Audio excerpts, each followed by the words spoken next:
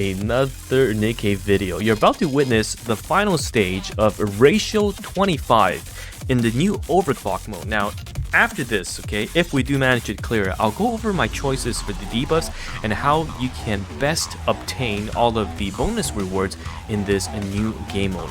And of course, make sure, okay, you don't make some of these mistakes I made in my first run, because it's pretty insane. This new game mode, I would say, is completely made for end game players, and it's going to be very, very difficult for the mass majority of the players.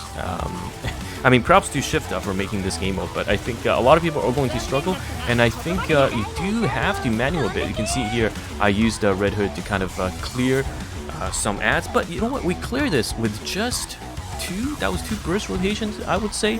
So pretty good looking at the damage output. Red Hood kicking a lot of butts. I did have a really lucky set of buffs, but I think more importantly, let's take a look at the the debuffs I chose for my enemies and my team composition. So you can see a little bit of insert on the information provided by chat just now.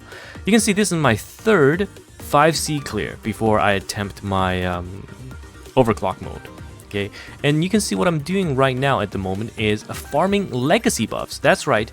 If you're struggling, okay, if you are just on the cusp of defeating the Overclock Ratio 25, what you can do is farm 5C 8 times, and you'll be able to stack up to a maximum 8 buffs for your buff legacy, and you'll be able to go into the Overclock mode with all of them present, making your initial fights a lot easier because you already have those buffs active. And because Overclock is every 2 weeks, you're not doing this every single day, so you're not really losing hair or molding too hard. So if you're struggling but you know you can probably just get there with some additional buffs, try that. Go into a simulation, go clear 5C, skip all the normal fights, and obtain the legacy buff 8 times, and you'll be able to enter the Overclock mode with a full set of buffs moving into it. Now, to the rest of the video composition. So you can see Ratio 25, and you may ask, why is this not Ratio 50? It's because after Ratio 25, it's the maximum amount of rewards you'll get. So even if you go Ratio 30, Ratio 50, the max is here, 168 skill manual 1 and 124 2, and then that's essentially the max you'll get. Okay, so reset this. We don't need this anymore because we completed it. But let's take a look at my choices for the Overclock. Now, you can obtain this Overclock mode once you have finished your 5C clearance. So you clear this sim mode, and then the Overclock mode will unlock. You can see here, best record 25. It goes all the way up to 50, and you open up your BIOS settings. So this is the set of BIOS you would choose for the enemies, okay? And you can see here I've locked at 25, and this is the quote-unquote expected power, okay? Now the thing is, there is no CP penalty like we have in the story or even in PvP. Whereas if the enemy CP is literally twice your current power, there's 0% chance you will win, because you get a huge amount of debuffs on your characters on top of how much stats they have on top of you, right? But there is no CP quote-unquote penalty in this game mode, so even if you are starting at, let's say, 300,000, you can beat this. So let's go over my choices currently, and you can see it's +1, +2, +3, +4. So each debuff you choose, or rather buff for the enemy you pick, will add to your ratio score, and again 25 is the one you want to get. Okay, so the first one is fixed. Now this is the anti-whale debuff. So basically all of the NIKKEs that are above level 400 will remain at level 400. So even if the mega whales, the CM bros that are literally sitting at sync level 500, they will be brought down, okay, to level 400, so that the mega whales actually gets nerfed. But of course, the free-to-play players will not go from level 280 all the way to level 400. Okay, it's just a nerf for the whales only. Okay, there's no buffs. So for my first choice, I chose the enemy weapon up 1, which means that enemies will get a attack buff of 15%. we know from damage calc that the attack is quite significant. So you can see at +4, it's 30 versus 15, so 15% more. I didn't really have much survivability issues, but again, my sync level is, I think, level 200, no, 300 something, 370. I still have some boxes saved up, but if you have issues surviving the enemy, you definitely want to tune this down a bit, okay, to level 15.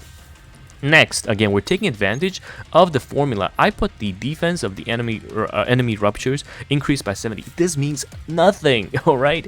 So you can tell from all of our experience, all of the NIKKEs that Shift Up is released with a defense buff are useless because I put 70% defense buff for enemy rapture and they're still melting. So boom, thank you, nice NIKKE formula.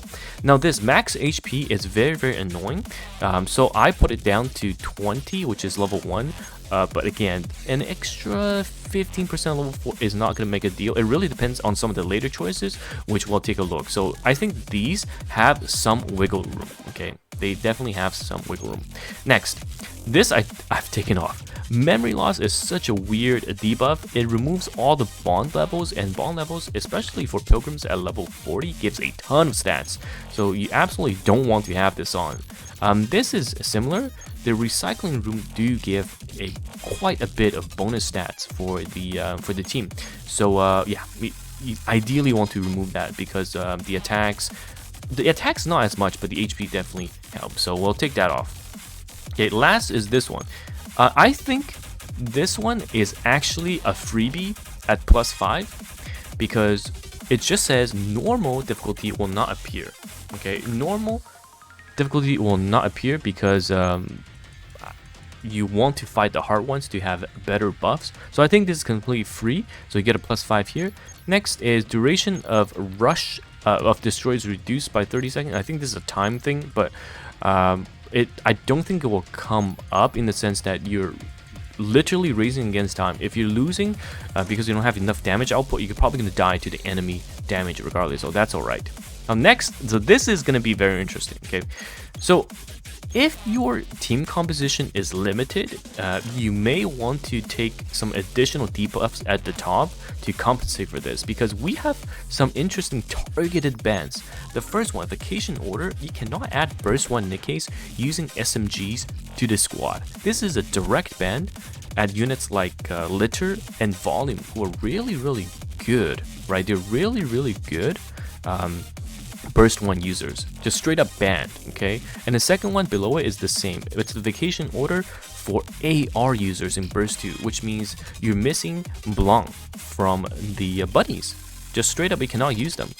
Otherwise, you can see that the stopwatch Burst 1 cooldown of Burst skill is fixed at 40 seconds. So yeah, they basically lock you down into 40-second burst 1s or burst 2s depending on which debuffs you take, and you cannot even decrease them with burst reduction skills. So Litter's burst down, Dala, or even the bunny girls or the bunny girls that synergize with each other, you cannot use them to reduce the burst cooldown.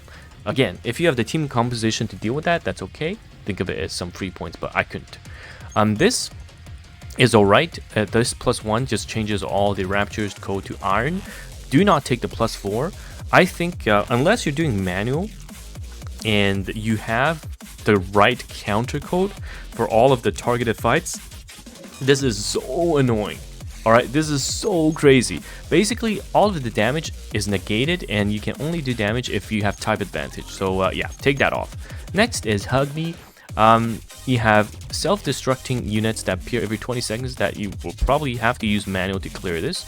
And it's not worth it for extra 1 point to make them immune to all damage except, again, counter codes. So anything that has the word counter codes, unless you are one of those gaming chair Alice users that are really well versed in the Pokemon fire typings, take these off, because in the midst of battle you're not gonna see, oh my god, there's a self-destructing rapture in a corner and I need to remember this is an iron type, I need to switch to the counter code NIKKE to deal with that. So you're gonna forget. Okay, so just take it at the base level, which is +2, which is still decent, right? Appears to be 20 seconds, and there's another one that appears 20 seconds that heals. Again, don't take the one that it becomes immune to damage. This +3 is a mother whale. We took it in our first test at ratio 50. Literally, the mother whale boss comes out, and you have to fight it along with everything else that's spawning. They're ridiculous. Take it off. Okay, don't do this to yourself. Take it off. And the last one is wild. A high difficulty battle will appear right before the boss stage. I haven't tested this. It does seem like a free +5. I will test this on stream right now and leave it in the comments if this does work out. But yes, we'll test this. Maybe the fight is not as hard as the boss stage and does give a nice advanced buff. So that's pretty good. That's pretty good. Okay, so we'll test that out. Ratio 30 and on stream. Now, quick things about the team composition. So this was my team composition. If you don't have the schoolgirls and you use bunnies instead, make sure you don't accidentally pick that debuff, which forbids you from using Blanc, right? But I think team composition is going to be pretty simple. You have your 2 main damage dealers because you burst for your burst 3s. You have 2 viable options. Modernia stocks has just gone up through the roof. All right, absolutely goated. Modernia is so strong in this game mode. And Red Hood. Basically, my comp is Modernia map clears everything, and then the boss stage comes, and it's time for Red Hood to burst, and she will just kill the boss. So this is my team composition. Of course, you can use, you know, right here, Scarlet. The new Scarlet does the same thing. When it's AoE time, she'll wipe everything off the map, and then you can switch to something that is more single target when it's her turn. You know, the Ludmilla or anything else that's also viable. As for the supports, if you pick the debuff, we know that Litter is not going to be available, so you have your chance of using Dorothy, for example. Someone mentioned Mika, but I think that's honestly just straight up copium. There are other options. You can use healers in burst ones. We have units like Pepper, who does decent heals, and yeah, a lot of options are there. You can take, again, someone's in chat is already suggesting that +5 isn't that bad. Okay, you just get a stronger mid boss. You can technically take that and then forego some of the team building restrictions if that locks you out of the schoolgirls, or if that locks you out of Litter, who's going to be really good in this game mode. But initially when I started, I was using Dorothy, but later on switched to Summer Mary for survivability. I didn't really need her to heal because the schoolgirls were healing a lot, but that was my team. And yeah, I'm very excited to see what this game mode brings. I think the debuffs will be rotating, I think on a bi-weekly basis. It will show in game how many rewards are available in how many cycles and the length of the cycle. So I think it's an interesting take on endgame. It's definitely cool and unique, but I feel like a lot of people will struggle. But once people figure it out, it's going to be a relatively interesting game mode. And if it does allow you to skip the 5C completely and just have to do this, I think I'm all for it. I'm all for it. So until then, let me know your thoughts. What team comps? Tell me what team comps you used and what debuffs you picked to get ratio 25 and your sync level. So if you know you have better strategies, of course, share with others. But until then, okay, I'll see you guys in the next video. Goodbye now.